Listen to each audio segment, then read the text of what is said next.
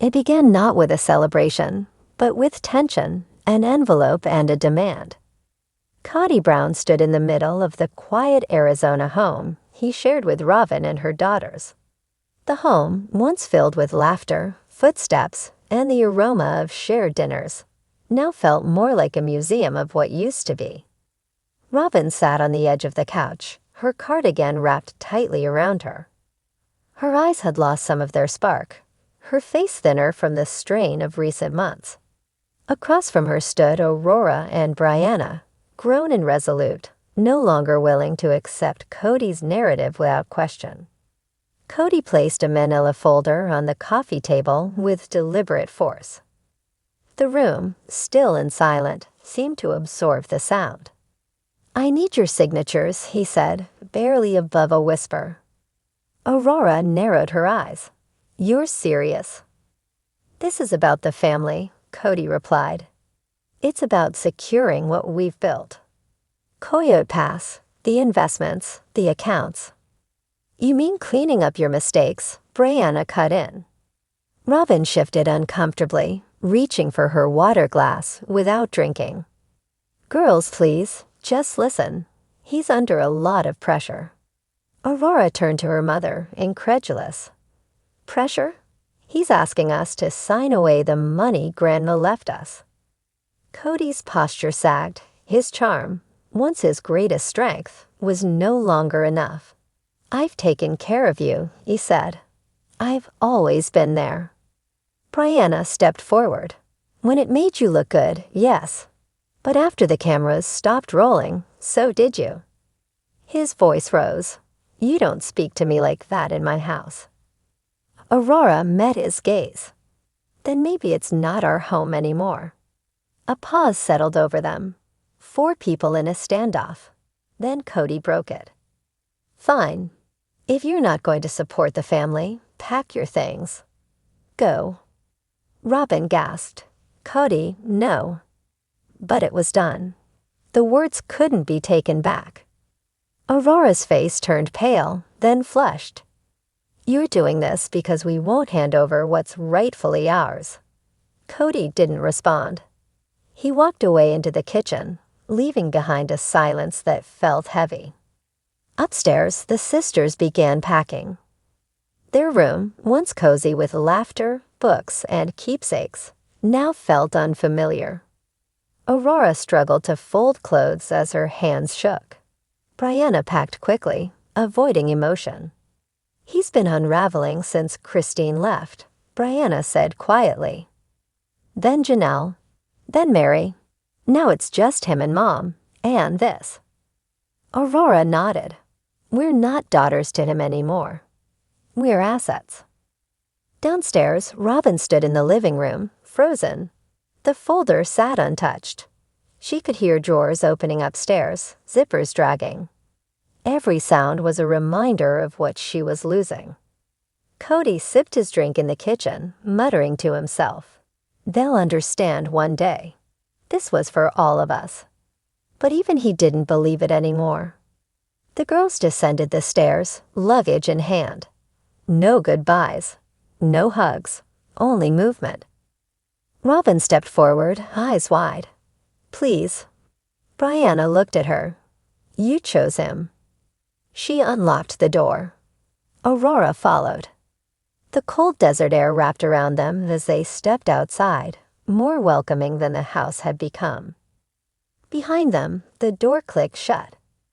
A framed photo slipped from Robyn's lap and shattered against the floor. She sank into the couch, trembling. Kody Brown stood in the center of the living room, his hands clenched, his jaw tight. His latest proposal had already caused a ripple of tension throughout the household, but the real fallout was only just beginning. "I'm saying this once, and I expect unity," he announced to the stunned group of women before him. Mary, Christine, and Janelle had heard plenty of bad ideas from Kody over the years, but this one was different. The proposal moved the remaining adult children out of the shared homes, specifically Robyn's daughters, Aurora and Brianna. Kody claimed it was to reduce distractions, and help rebalance the family structure, since some of the kids were acting entitled. But everyone knew the truth. He was using the girls to punish Robyn for challenging his recent financial decisions and questioning his favoritism. The room fell silent. Robyn's face turned pale. "You want my girls gone?" she asked, her voice shaking. "They've done nothing but respect this family."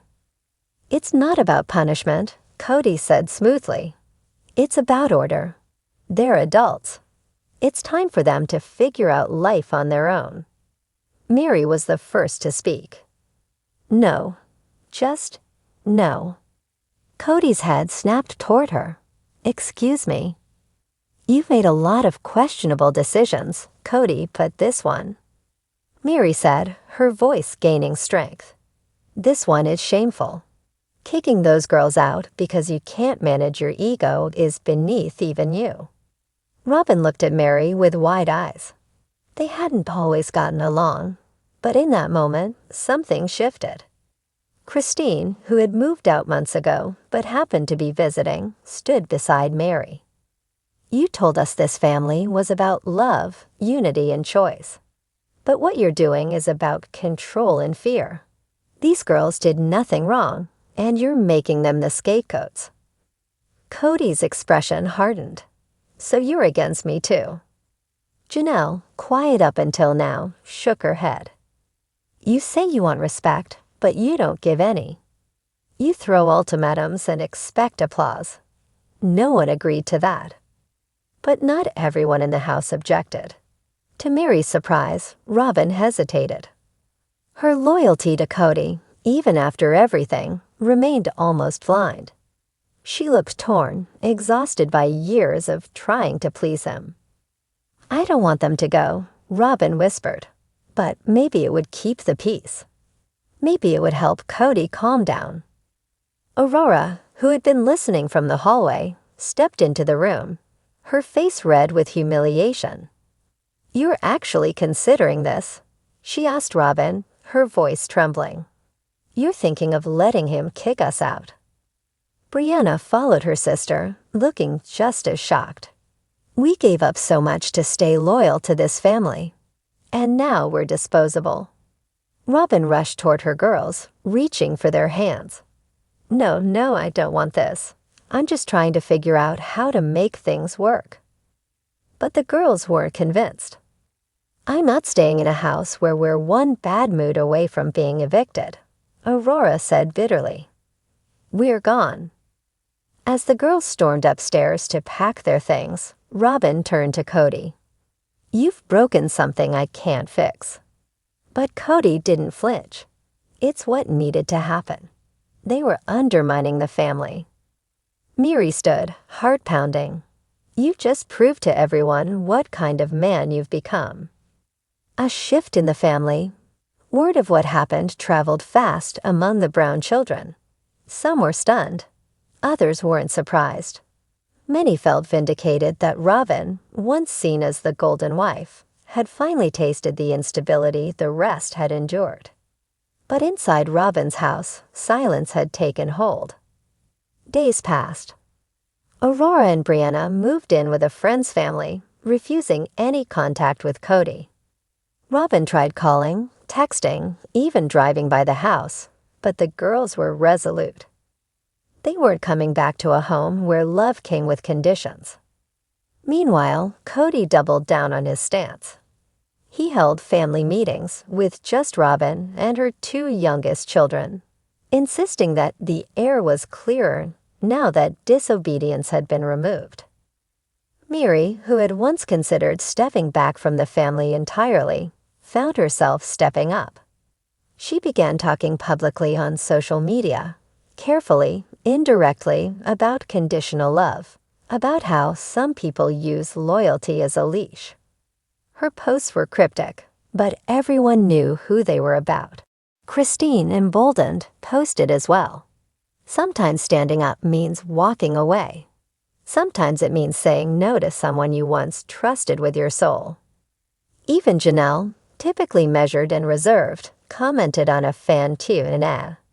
When you start seeing your children as threats, you've lost the plot. The breaking point. It wasn't long before Robyn's emotional collapse became impossible to hide. The guilt of letting her daughters go, the shame of staying silent, and the isolation within her own home began to eat her alive. One morning, she sat in the kitchen, her eyes sunken, untouched coffee in front of her. Mary walked in, uninvited but not unwelcome. "Don't," Robyn said weakly. "I already know." "I'm not here to say I told you so," Mary replied gently. "I'm here because you look like someone who's drowning." Robyn let out a broken laugh. "I agreed to the worst thing I could imagine, just to keep the peace. But it didn't bring peace. It brought silence. And now my girls hate me." Mary sat across from her. "You chose Kody's version of peace. But maybe it's time to choose your own." That night, Robyn made a call. Her daughters didn't answer, but she left a message that was later posted anonymously by a friend. "I was wrong. I let fear make decisions for me. I should have fought harder, loved louder. I'm sorry. I want you back, not just in the house, but in my heart without condition." The message went viral. So did the fallout. A family reborn. In a stunning twist, Aurora and Brianna agreed to meet with Mary and Christine before seeing Robyn. They wanted to understand why things had gotten so bad and how they could heal without falling back into the same patterns. The meeting was emotional. Mary shared her own regrets.